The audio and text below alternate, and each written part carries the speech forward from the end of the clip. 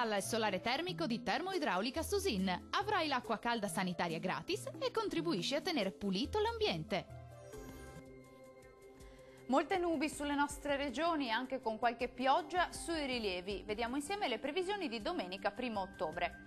Sul Veneto più nubi con qualche breve rovescio sulle Alpi settentrionali. Prevale il tempo asciutto e soleggiato altrove, anche se con una diffusa e parziale nuvolosità.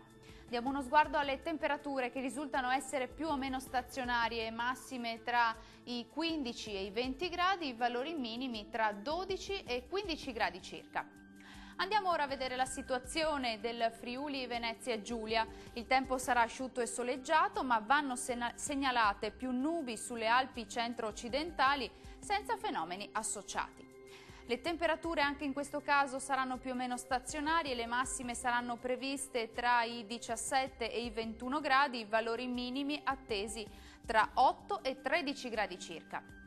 E raggiungiamo infine il Trentino Alto Adige, più nubi sui settori centro-settentrionali con addensamenti e rovesci sparsi, maggiore soleggiamento altrove. Le temperature massime sono previste tra i 19 e i 22 gradi, valori minimi attesi tra 15 e 18 gradi circa. Il mare sarà poco mosso, localmente quasi calmo nel Golfo di Trieste, i venti moderati settentrionali. Dal nostro meteo per ora è tutto, grazie per l'attenzione, arrivederci.